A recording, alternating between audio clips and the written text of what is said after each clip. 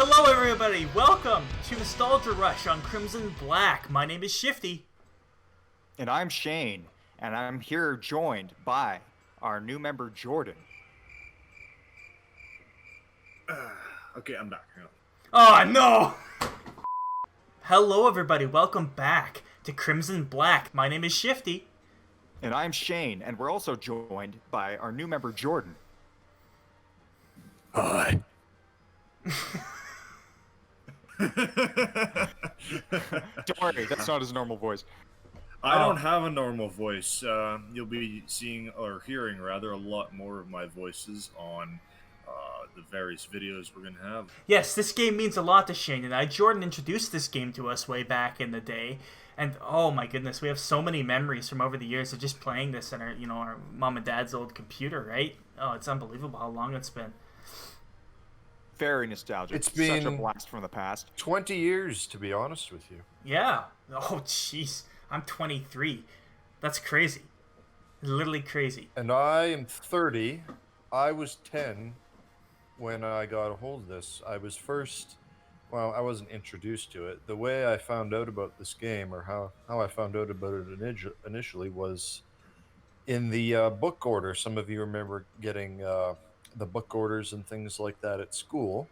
I was in grade 4, and one day we got our book order. I don't remember how often it happened, maybe once a month, maybe every 2 or 3 months, but it was always exciting because we always got these little pamphlets that were all colorful and had all kinds of cool stuff for kids. And most kids ordered books like The Stinky Cheese Man and other fairly stupid tales and things like this, or girls would order those little novels about horses and ponies and things like that. They also, believe it or not, had computer games, because back then computers weren't considered the plague and addiction that they are now. We're talking 2001 here. So this was like early 2001. This is before September 11th. That's the epochal moment. What happened before and after September 11th. So Yeah. anyway, that was when I first ordered this game. It wasn't the first exciting game that I ordered. We're going to be reviewing another thing I ordered in the book order in grade 3 at a later date. I believe that will be Dinosaur Adventure 3D. Ah, yes. But anyway, that's how I got started on the game, and played it on Mom and Dad's old Windows 98, and that's more or less how I got started in this. And it was more or less doing that he got Shane and I into it, of course, as younger brothers, just sort of watching him play it, and we all kind of ended up keeping it around in our lives. Eventually I bought it on Steam, and later on, a few years later, Jordan and I would play it together. Yeah, but anyway, I think the best thing to do right now is just start up a park. Let's do it. So what do you like? Oh, this is so nostalgic. We only have the opening ones, and we have a couple. Like, do you want to just start with one of these ones here, maybe? Let's start with one of the OGs. I think it'll bring back some memories. Hey, how about we start with just Forest Frontiers, and then we can switch to one later on. Yes. And this is the iconic site from RollerCoaster Tycoon. Forest Frontiers, deep in the forest, build a thriving theme park in a large cleared area. So as the viewers can see, the park is very, very basic in terms of everything, and a lot of it's already pre-set up for you. The land is completely flat, so it was terraformed already. The sidewalk and all that, and some benches and all that were begun for you. If you have not played this game, I'm just going to throw this factoid out there. Those little triple bulb lanterns there, or any of the other street lamps you see, they are entirely for decoration, because it is never night during the game. Yeah. It's never nighttime, and it never except with the exception of when it gets rainy, it's never dark, and even then, they don't do a damn thing. I don't think they affect the gameplay at all. No, it's They just have no effect. They're there for The only decoration. thing they are good for is for when, spoiler alert, if you get a raging customer, and they will occasionally break these things. And they also have the incredible strength to literally snap those benches in half. It's a strong 10-year-old kid. It's WWE level stuff, like Yeah. throwing somebody through a table Yeah, that's what Triple H was doing before Vince McMahon found him in a dumpster.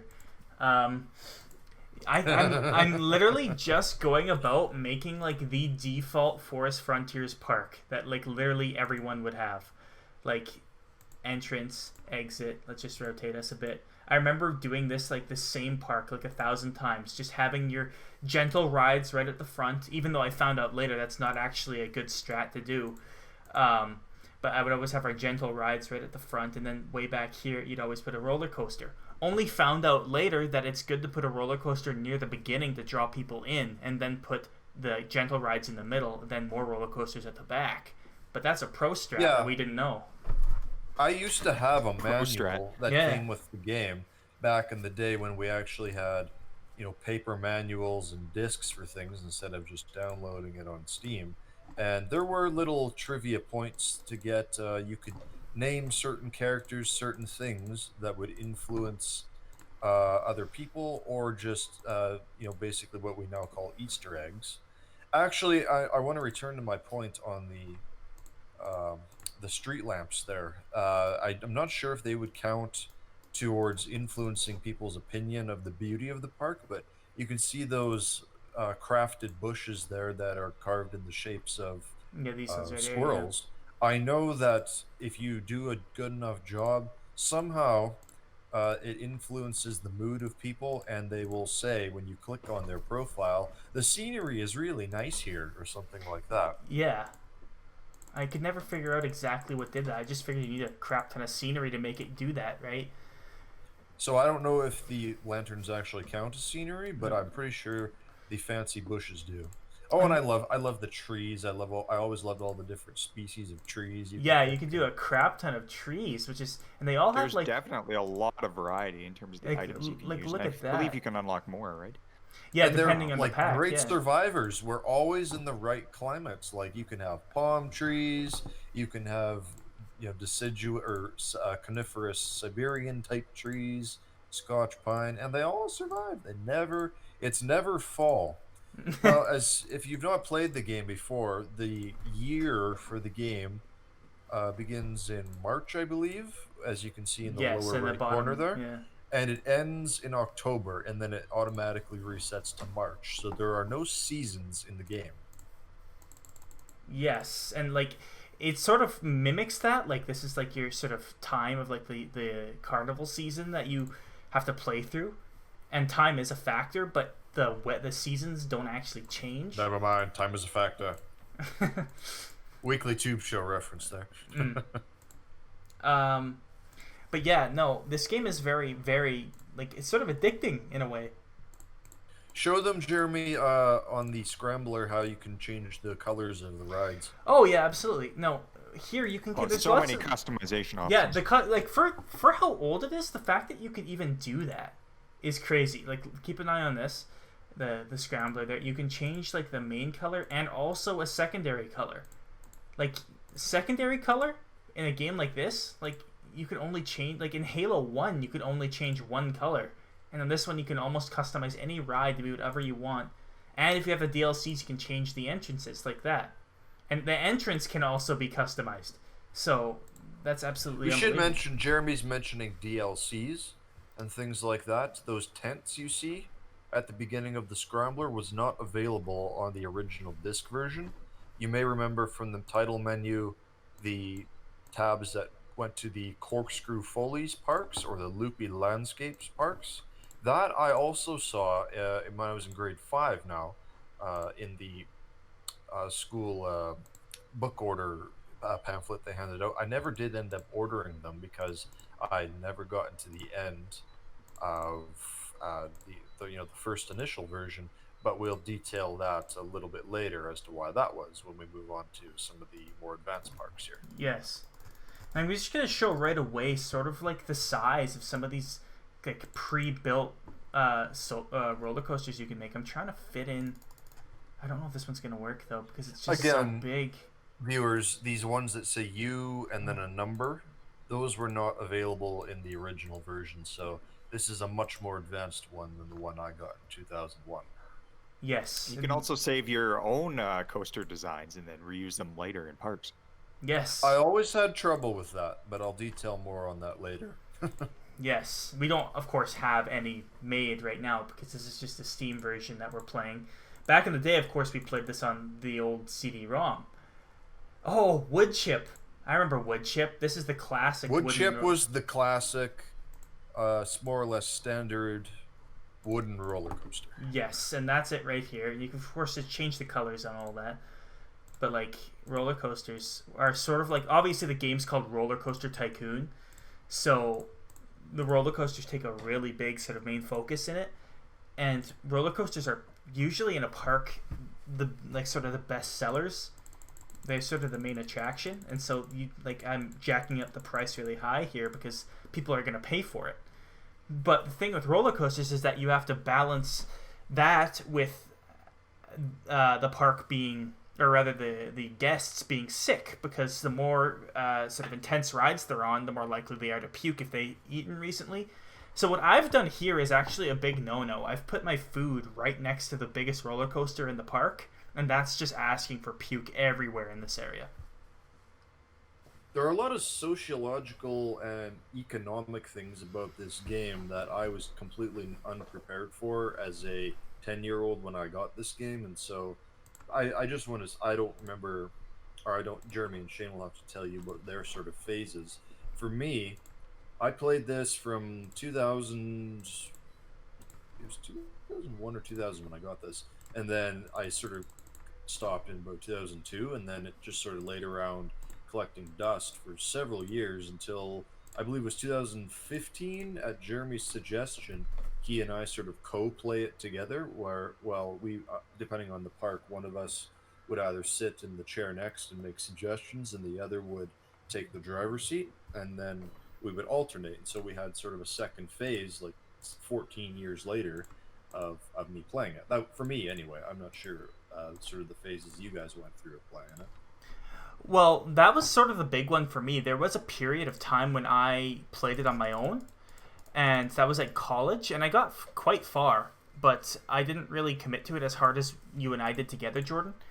I think Did that was you ever play our best it? run. Did you play it in the early 2000s?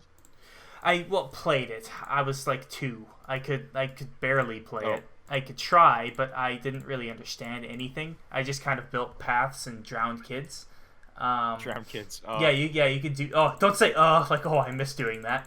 No, I was the worst for that. I would. Okay, I'll get into that later, but you can finish your story. Well, no, that's really it. Just sort of we played, and I remember Jordan and I, when we played together in 2015, we ended up getting to the end of the original maps for the first time ever, and we moved on to one of the DLC ones.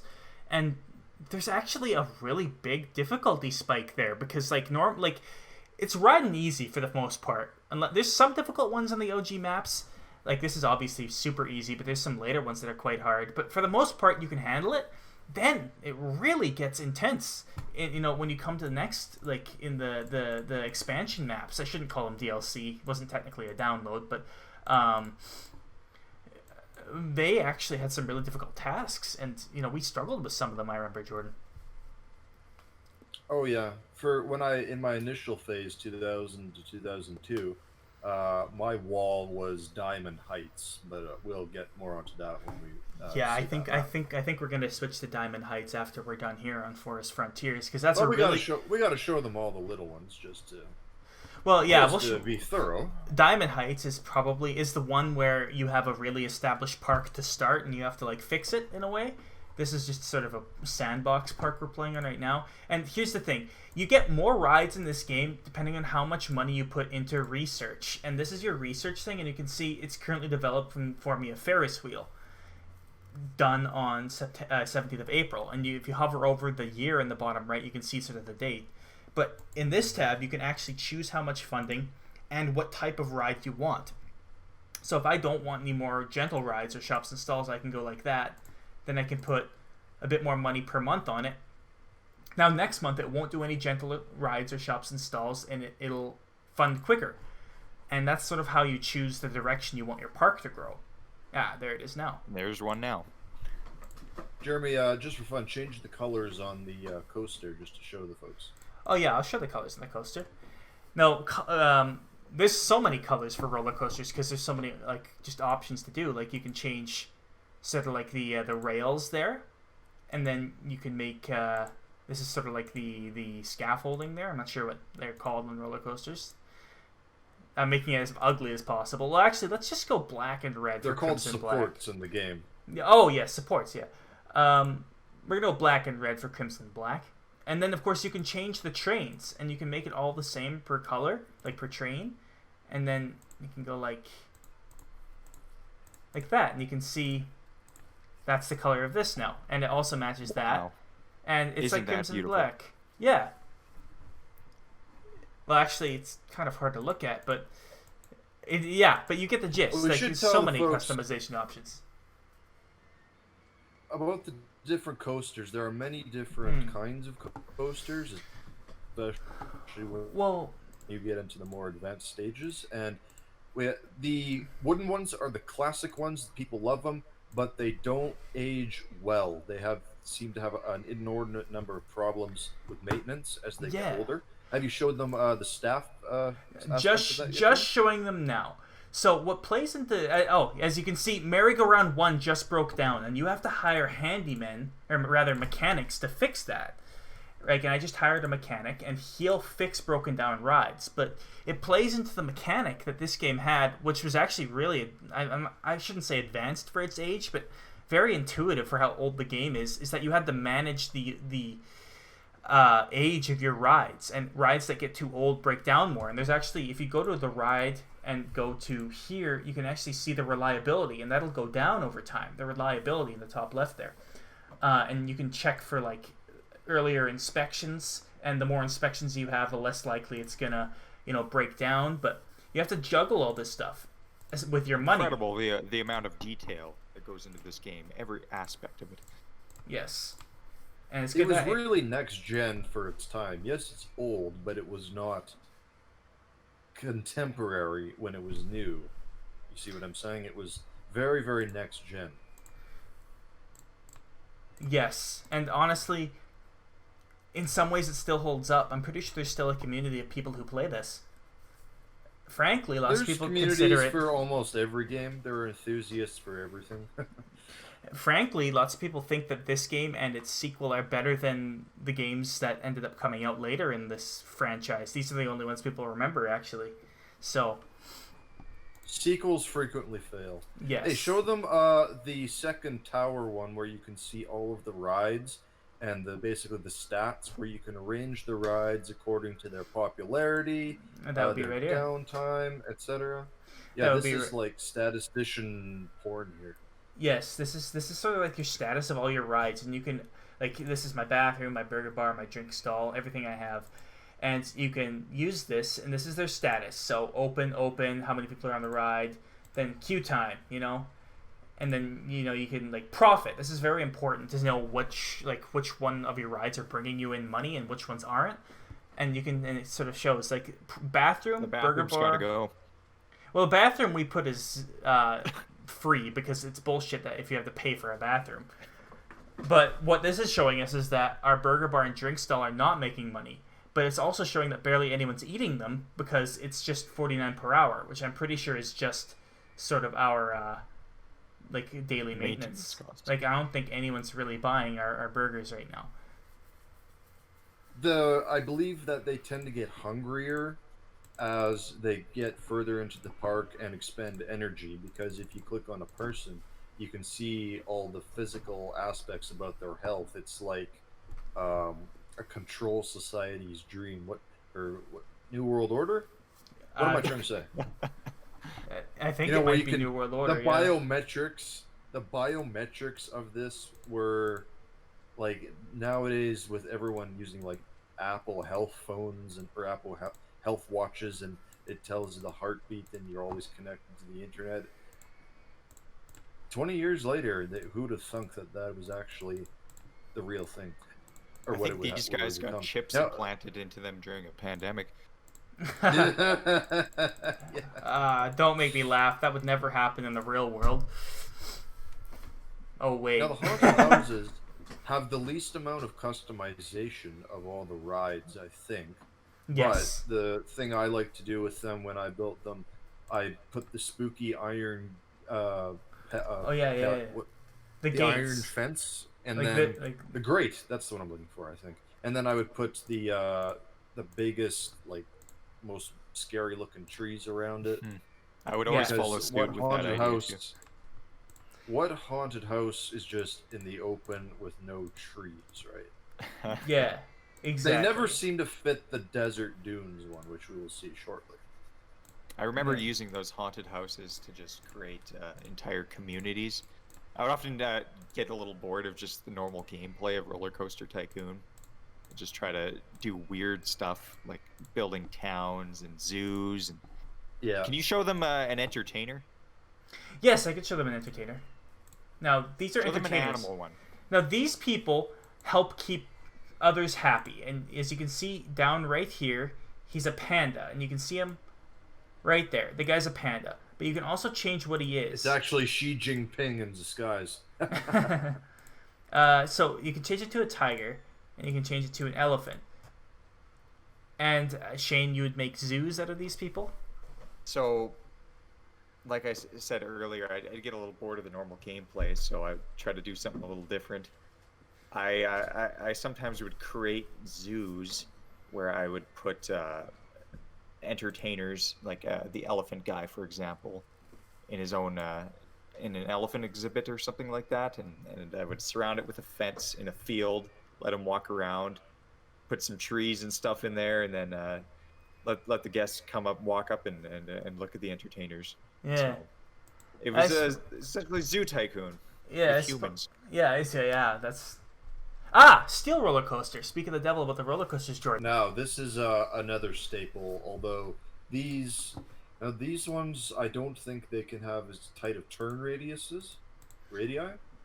They're more expensive, but they do stand the test of time a little bit better in terms of maintenance. Yes.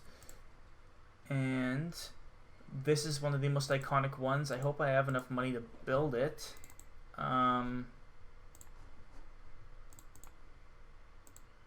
I don't. I need a little bit more money. I really do want to build a shuttle loop because of a point Yes, I want please. to make. I think I know where you're going with this. I think I know I think you know I know where you're But we'll get there. I think part of the reason why is because no one's going on these rides here. I think I need to jack down the prices. Yeah, like I said, there's a lot of economics to this game that's really, in a way, are probably as interesting to adults as they are to kids. Well, more to adults than to kids. Here it is, everybody. This is the legendary shuttle loop. Now, the thing with the shuttle loop is that, well, first of all, without a doubt, the most versatile, like easy to use ride roller coaster in the whole game, because like it's so small and it's so narrow, you can fit it almost anywhere. And I remember what we would always try to do on this map. Outside the map, and I don't really know why they did this.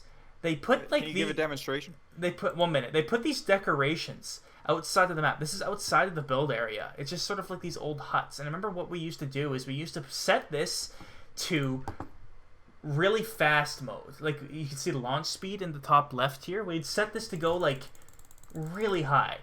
And then we'd try to launch off the coaster and hit these houses over here. And this is what we used to do. Sometimes we'd even do it with people on it, which is kind of disturbing. We would go like this.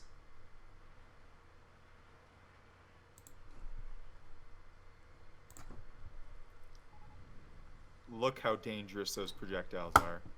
Good God. And if you humanity. You can build this out and make it taller, and what we would do is we would try and get as close to this as possible. And I remember hitting it once, and it was like, whoa, nothing happened, you know? Before we move on, unfortunately we can't talk about RollerCoaster Tycoon without talking about death. Yes. So there is a lot of death in RollerCoaster Tycoon. You have the opportunity to ruthlessly murder staff and guests. Yes. At your leisure. Well, here, should I show it? Once you crash a roller coaster one time, people will be too afraid to go on it. But Well, it doesn't help that the game gives you a mechanic to pick up any guests, as I'm doing right now, in your mouse cursor and place them anywhere. Right here, I've made a little pond. You can just straight up drop a kid in the pond. He says, "Help! I'm drowning," With a and smile then on his face. he just straight up dies. He is dead. He is dead. And can I show you something really quickly? Yes. Remove a pavement of tile from the exit of that haunted mansion. Dig Like down right into here. it, and replace that with water. Oh yeah, and you can put a little thing of water right at an exit. Then when people leave, they just straight up walk in and kill themselves. You can make death traps. The exits and getting the sidewalk to it have been on occasion. I remember one ride, an incredible source of problems. One day, Jeremy and I were doing one together, 2015, 16, and we thought it was a raised ride on a hill, and we thought Oh, they're all. that Oh we had. no! Oh, no. look at them! There they all go. No. And that's how you They have murder no guests. ability to swim 2 meters. So don't judge me for making stuff like that. Anyone that has ever played this has made torture parks. Yes. Let's be Anyway, honest. another thing about the exits is that if you put no ground but no sidewalk, they get lost. Yes, and like And another weird sort of bug about the game is that there is no limit to how many people can be on a given area of sidewalk. As I was mentioning about this one Jeremy and I built on a hill, I think it was a roller coaster or something, and the park wasn't overly crowded, but you see the notification thing at the bottom.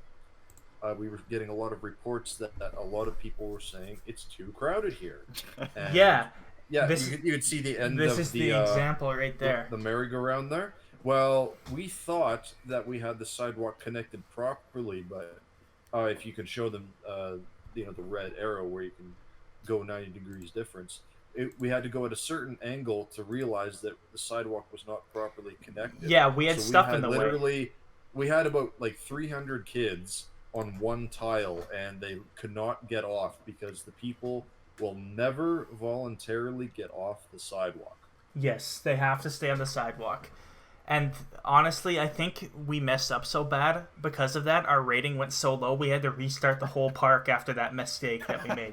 Like literally, we completely didn't know that our sidewalk wasn't connected. So these kids are complaining about our park, and we couldn't recover from the bad ratings. Delete the sidewalk now and show the kids wandering around aimlessly. When they're off a sidewalk, they don't don't know know where what to to go. Like some kids just wander away. If they find, If they're close enough, get they lost can easy. figure out their way back. But if we deleted all the sidewalk, everyone would just say, "I'm lost," and nobody would leave the park. yes. Well, I'd get lost too if there wasn't a sidewalk. Okay, so really we're rely on that sidewalk. okay. So let's load up. Oh, I was gonna ask you to show them the rodent coaster. Well, we'll show. There's the rodent coaster on the next one. The Okay, so rodent coaster is just an accident machine. that was Forest Frontiers we were playing, but there's also a couple other options, and you unlock these as you go. I want to show what a actual park looks like, and that's Diamond Heights. Now, this is one where you have to increase the value of the park, but it's already been made, most of the park, with room to expand. So this is what an actual park would look like. And, of course, it has the iconic claustrophobia and agoraphobia, which is two named coasters that are sort of mirroring each other here. And this is the crazy wooden one he was talking about. Yeah, any coaster that has is dependent on multiple independently running carts instead of one cart train. They are very, very susceptible to brake failure at the station, aka if you do not have the station brakes, because the carts don't have brakes themselves. The station has brakes to slow them down in the grooves of the tracks, and if they fail, you're crashing into the cart in front of you, if there is one, or you're just going to get the ride for free again. Mm-hmm. And that is one of the only we ways. rarely built. I don't think we ever really built these No. voluntarily. No. We've only ever really had to work with them if it's a map like this where there's one pre-made on it. Because they are so dangerous, and they are probably the only cause, if you're playing the game right, they're probably the only legit cause of a kid dying without you mercilessly murdering them yourself. Because when station breaks it became fail... sort of standard practice for us to go with one train only. Yes. And because when station breaks fail, there is an issue that if there's a ride parked at the station with kids in it, they'll rear end, and then they'll break, and then it'll explode, and those kids will die, and that's awful for your ratings. Death is a very real possibility in RollerCoaster Tycoon. And Yes. I do know the log flume, I think they're called, is a ride, an aquatic ride where you're on a little boat and you go through sort of a water tunnel. It's almost like a water slide on a boat. And if you take your corners too sharp going down the hill, your log flume boat will actually fly off and explode. Yeah, and I remember... Killing everyone aboard. Yes. I'm not sure why you had to say that so dramatically, but yes, that does happen. And it's rough because, like, it's terrible for your ratings when you're trying to play it legit. Terrible for their families. Yeah, yeah. And the ratings. And the ratings, yeah, no. Just make me money. So, I remember always, at this part, right by the slide thing, always doing a concession stand right here, building it into the wall, just because I liked how it looked. And I remember you always get a pizza stand early in this one, as opposed to a burger stand right away, which I always remember placing right there. Pizza makes better vomit, that's one. I beg your pardon? So the quality of the vomit actually thought changes death? depending on the You food? thought death was a real possibility in this game? Vomit is almost a 100% certainty. There's one now. There's Yeah, vomit there's vomit. everywhere. These kids are puking It's a like veritable crazy. vomitorium in this game. Yes. Especially if you misplace, or rather, well, not misplace, but put your food places in the wrong areas. Yes. And I remember what we used to do, because there's a really, really useful sort of stand that you can get in this game that's really, really good, called Information Kiosk. These guys remember it. But it's one of the only ones in the game that has the potential to be used from multiple directions. So I'm going to grab one. Information kiosk is where people buy umbrellas and maps, and unlike these, like the fry stand and the ice cream stand, where you can only place it on a path and people can get it from one side, information kiosk can be purchased from any side. So we would always place it in locations like that, like I just did there, and then what we would do is that we can make it we make a little circle all the way around it, and so it's sort of like a little hub in a way, and people would be able to sort of walk around it, and then they could buy like maps, and it's just sort of, I don't know, it's just sort of an image I always remember Go and to associate the with the game. information kiosk prices, Jeremy. I'll go to the prices. So my strategy here, I never like it when people get lost, because that kills the rating save for your park, and it makes people not want to ride the rides and just leave. So I always made the park maps so the profit was either 10 cents or 0. I wanted everyone to have a map. But on the other end of things, I would try and jack up the price of the umbrellas to $5 or so, because when it rains, people run there and they will pay whatever it takes to get an umbrella. Excellent Yes. business strategy. And that's a pro strat. Yes, thank you. That's Kevin a pro O'Leary strat. would be proud. And I'm gonna put a giraffe there. Moving on. But yeah, no. I think that this is one of the more iconic ones for me. I always remember this one and associate with RollerCoaster Tycoon. This one was the one when I was 10 or 11, and before I understood economics and all that stuff, that I hit the wall on. I had one big park on the old Windows 98 on this one, and I had all the rides here and more. And the thing was, if you go to the money section, Jeremy, I didn't understand about how money really worked, and I thought, by jacking up loan, it just meant more free money forever. and so my understanding of economics is really primitive. So I always had it at the maximum level. Eventually, I was going completely bankrupt, and I had so many rides, but I couldn't generate any profit. I remember I had one extremely long wooden coaster. I just called it Coast. That was almost more of a extreme park train. It went all over the park. There were long periods of just straight track. And I seem to have the problem, like when you build, if you go to the ratings of a coaster, Jeremy, you go to the coaster and it has ratings of excitement, nausea, and intensity. And you can see this one is very high, high, and medium. Whenever I would build one, at least one that was like of any significant length, it was always low excitement, ultra extreme intensity, and very high nausea. I never seemed to be able to hit the button where it was a really good coaster. So I had that problem frequently as well. And getting back to the money situation, back 13 years later, when Jeremy and I, as in our 20s, decided to start playing this for serious, I would always, with a few exceptions, I always tried to make paying off the loan completely the top priority. That way we keep all of our money as much as possible. Mm-hmm. And it's almost like paying off the loan was like a little secondary goal, and it's almost necessary in some parks because you don't want to be paying occasional that parks interest. Where we were focused on things like getting 1,000 people into the park, and that was the primary goal, and getting the park rating a certain level.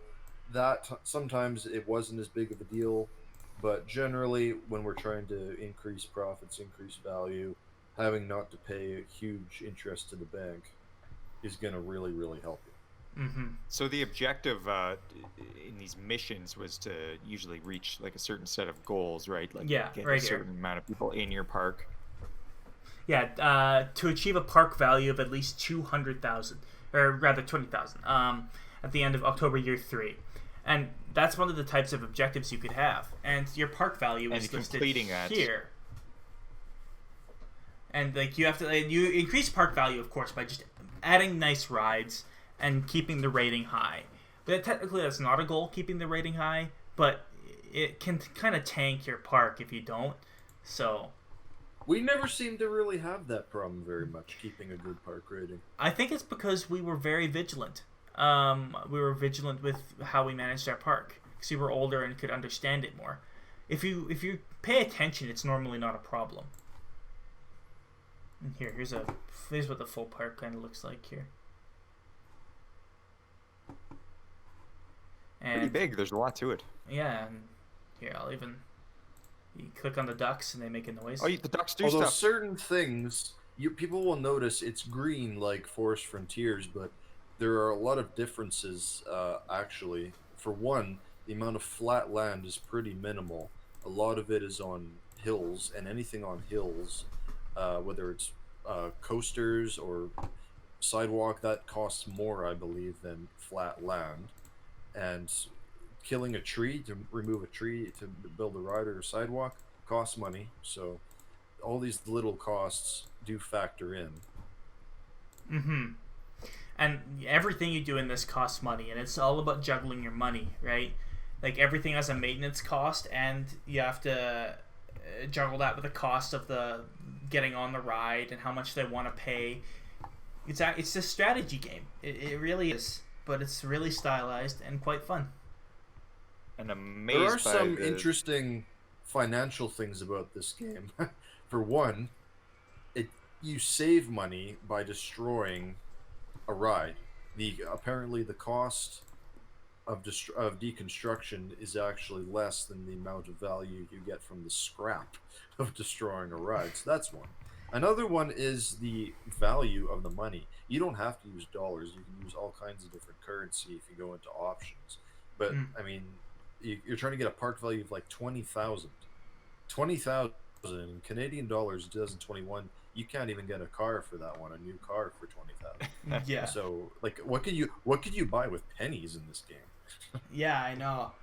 Yeah, of course, like the money, the amounts were just placeholders, right? Because they didn't want to be writing, numbers in the millions, obviously. But it is very economical, but the value of the money is not accurate at all. And of course, these mine train coasters, they were just a mess, weren't they? The legendary Dynamite Blaster on Dynamite Dunes. This thing is one that you have to constantly keep an eye on. For the record, right away, you basically have to make it so there's only one cart running at a time, because it's going to break down at the station almost like immediately. So, like, it's funny because it's even stylized like an old rickety coaster, but it also acts like that too. Because look at the people going up to it and going all scared. You might have noticed at the bottom the person going to the entrance, and then their hair jumps and they go, "Wow!" Look at that. They're going, "Wow!" Yeah, this and person. Like, no way, I'm not going on and that. then it says Dynamite Blaster looks too intense for me. And as we played into before, if we go to where is it? This here, intensity rating 8.18, very high. So yeah, it's a crazy coaster. It goes underground at some portions. Considering not many people are getting on it, maybe you should shut it and then just do one train right away here. Well, there's no point in having the 3 trains. One would go like this. You can go one train, then increase the cars per train, so it doesn't crash, right? And then you can, like, the price, you can jack it down some more people might be more enticed to get on it.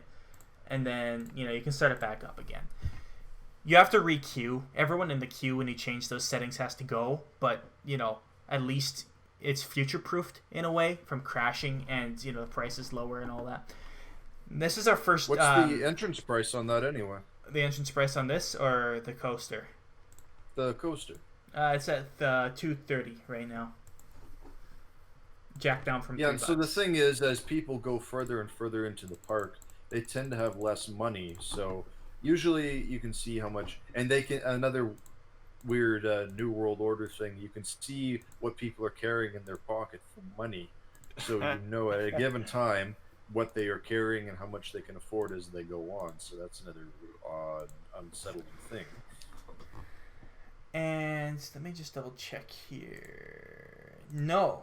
One of the things with this one is that right away you get Egyptian themes. Like, so we mentioned the different kinds of scenery you could do. You can research different scenery, and it's all bunched into different types, and one of them is Egyptian, and you could get it really early on this one. You can make like little pyramids and stuff like that, and so this one allows you to really stylize it well. Of course, this being the only desert one we're working on today, but yeah, I think that was really interesting that they did that. And this one's a pretty easy one as well. As you can see, there's no trees to remove. The trains. No, it's not. It's almost the desert version of Forest Frontier. Yes, and I wanted to show you. Didn't we do something before we have when to we go did here? that one? Was it like Iraq related or something, or was it Tatooine related or something? Our naming theme. Oh, jeez, I have no remember. We used to name all of our rides stupid things, and it was hilarious. I want to show one of these really unique ones. Whispering Cliffs is a very unique one. This is the first one of the expansion, or the first expansion, and there's actually just a long cliff.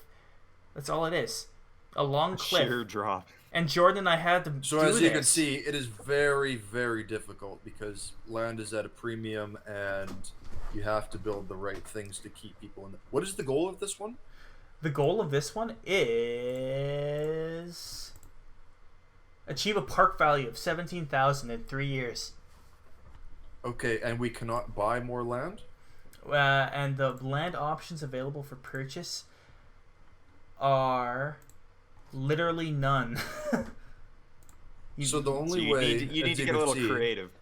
Yeah, Yes. you have to build things in order to create value for the park. And you can use a bit of the cliff too. You own a little bit of the water, but not a whole lot. You can see you can right build here. something over it a little bit. Just a little bit. The just a ways cliffs up. are limited, or I should say the rides are limited, like for coasters and things, as to how tall you can build them. Yeah, So if you're going off a huge cliff, sometimes the ride will not be able to continue construction because the support will not take it. Yes, and it's very interesting. I remember when we did coasters, we moved them all the way to the sides, like right here, there's a bit of room, and we brought it off the side and looped it back down and right back up, but everything was really quick. And I remember this wasn't our most glamorous run ever. We essentially just had to slap down rides anywhere we could find a room, like a spot for them. And we ended up using the entire space, and we ended up doing it. This but one ugly. yeah, this is an ugly win, and frankly, the game kind of forces you to play it like that because of just the circumstance of it. And I want to show one Very more. Well, that's the challenge, right? I want to show one more. We Yeah, never ended roller up. coasters. We never ended up making Roller it this coasters far. are but- very financially intensive. They're very financially intensive, but in terms of their cost and the amount of land and maintenance, they're very extensive. So there's, big risk, big payoff. Now, this is an interesting one. This is one from one of the later ones. And the later maps, Loopy Landscapes... Okay, we never played this. Loopy Landscapes came with a bunch of ones with really weird stuff in it. But what I want to play this into here is they actually added new objectives. Because the objective in this one is to have 10 different types of roller coasters operating in your park, each with an excitement value of at least 6. And we never ended up having to do objectives like that. But look at the landscape here. That is out there. Yeah, and they created some really weird ones. And I kind of wanted to see I kind of want to just play that because, I've played all the other ones before. I haven't played this one before, but it looks absolutely crazy. And all the ones from the Loopy Landscapes. Do we want to do a let's play of something like this later? Hey, maybe you and I should do a let's play on the Loopy Landscapes one, Jordan. Crater Lake was the one I showed Shane. You can do, and the thing is, when Jeremy and I would play these, because Jeremy's better at game mechanics and stuff and things like that than me, but I know all the fiscal stuff and little detail stuff because I've worked in museums and I've studied different things, so we've done pretty good teamwork even when I never physically touched the controls once. Oh, look at that objective. You have to have 2,000 guests in your park and must not let the park rating drop below 700 at any time. So that's an instant fail. Honestly, that looks pretty easy because look at the size of the park. It's flat. There aren't a lot of trees to kill. You got land for coasters, all kinds of rides. We've never really had a lot of problem with that. There's I suppose our people though. There's no What? money. Look, there's no money tab. You can't use coupons. You have to use only the money you produce. Or do you have? No. Interesting Okay, I take back what I just said. Or do you've you? relied very, very heavily. Or no, you have on limitless ads. money. You have limitless money. Because, I think okay, that's how it but works. we can't take out ads, right? Because there are advertising campaigns you can pay for. Now, if we have unlimited money, that's great. I guess obviously we're some Saudi king or something. But- Yeah, and you get donut shop. Yeah, I and mean, stuff. it looks like Saudi Arabia. Yeah.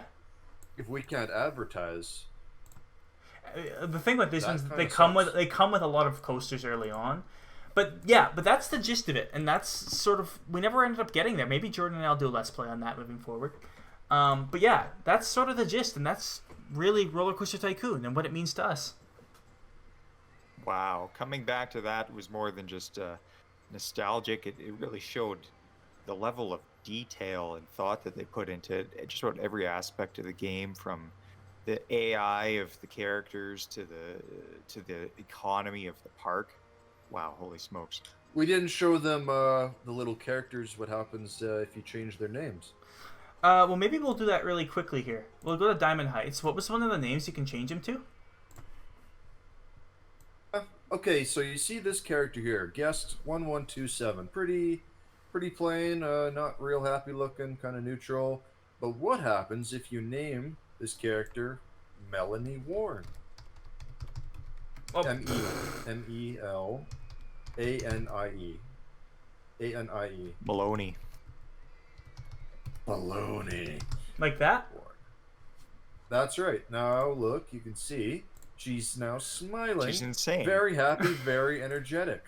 Yes, they move To faster. the Joker. She has permanent. Apparently, this character, permanent happiness, great energy, and apparently other people are improved. Their moods are improved when they walk by her. Why not name them all Melanie Warren, and then you'd have I a don't think society it of works happy that people. well. I think they have to leave the map in order for them to rename one. Yes. And In order for you to rename one, I should say. I So think the you little could- pickup tweezers only work when they're in the park. Once they leave the park, those tweezers will be grayed out. Okay, now Chris Sawyer, that's the one where it's just an Easter egg where the character takes photos. You can see just Yeah. snapped a picture Yeah. of an interesting ride. Yeah, it's little Easter eggs. And there's one more that he paints pictures, but I don't remember what the name. Stephen Foster. Stephen I like Foster. how you remember all these names. Stephen Foster. So is that For how you spell it? painting pictures while people are walking by and never splattering any milkshakes or knocking them over on his Yeah. lovely oil painting. I hope it's an oil painting and not a watercolor. Very Okay, I think we've covered everything we need to cover here. A legendary game for us, and I hope a legendary game for you, the viewer. Does anyone have any closing remarks? Well, I don't know what else I can really add to this. I mean, yeah, there are more stuff that we can obviously mention that if we've forgotten, if Jeremy and I do a Let's Play on this one of these days here. Yeah. Again, there's been a lot of things added to this that were not on the original in 2001 when I got this, and yeah, it's entertaining as well as educating. Really, it's not just a mindless Flappy Birds kind of game. You get to really challenge your thought. I know with this I've become more dedicated to being a fiscal conservative with paying down the debts. You get insights into a lot of different aspects of life, and it's not just, like I say, mindless entertaining. Oh, look at that coaster! They flip backwards. I wonder what that one's called. What about you, Shane? All I can say is, like I said before, we played. This is probably the first video game I played, computer or video game. Is it actually? We had a lot of fun with it back then, but I didn't realize how sophisticated it was until kind Yes. of coming back and seeing it now. And then with all the added DLC and the sequels, and that just adds that much more complexity. And I think it's games like this that really start teaching people about that, teaching kids at a young age about, topics that are fairly advanced and mature. But Like, Buy don't your take kid out a RollerCoaster $25,000 loan. You can't pay back. yes. If you want your kids to be rich, buy them this game. Well, everybody, thank you for joining us on episode 3 of Nostalgia Rush. My name has been Shifty, aka Jeremy. And I'm Shane. My name has been Jordan, and it still is. See you guys. See you, everyone. Bye.